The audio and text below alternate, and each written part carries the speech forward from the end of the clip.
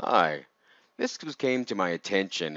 Another Mastercam user was asking a question about trying to do multiple pockets that actually overlap as the geometry overlaps here. As we can see, the actual finished product would be actually cutouts like this, of course, with corner radiuses in there from the tool. But wanting to do it as a single pocket operation. And every time, of course, when you try to pick two closed boundary pockets and they overlap each other, uh, Mastercam doesn't like that. So for example, if I say toolpath pocket, even though they're at different heights, they're like that from the top of the stock. So if I select the first one and I select the second one, and I'll use the default tool that the person was using on that, and we will look at the LinkedIn parameters. We'll leave it at a depth of incremental so that it automatically sees the two depths of the bottom of the pockets. In this case, we'll say OK.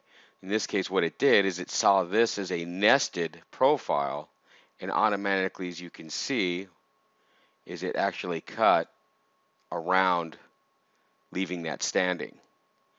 Well, this person actually would prefer to have the actual pocket cut this pocket and then cut this pocket.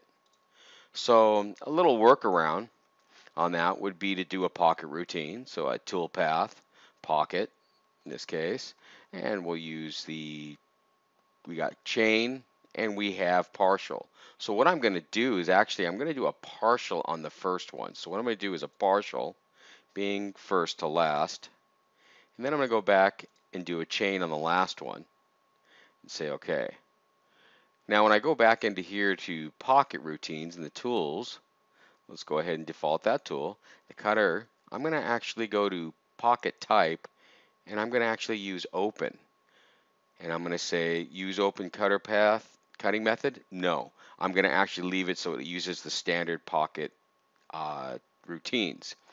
Now what Mastercam is going to do is it's going to look at the first one as an open pocket, since I used the three profiles, and cut that and overlap into the other pocket. Now what it'll look at is the closed pocket. It'll actually, you look at it as a standard pocket and a closed pocket and not overlap that pocket in this case. So we'll say OK. And we can see here that it's actually cut to the two different depths,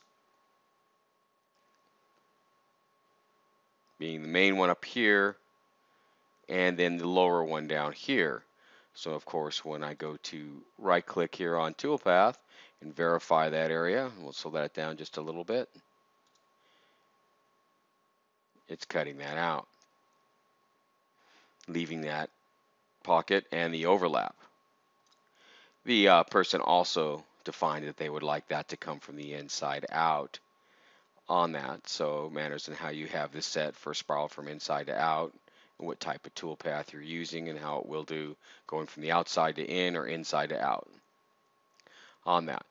And you can still actually do that with both. I could add both configurations of pockets even on that same one by going back into my geometry, and I'll go ahead and add chains, and I'll do the partial here again to this one to here, and I will do a full chain on the secondary one, and I'll say OK, and we'll regenerate that, and you'll see that we get both of them as the customer requested.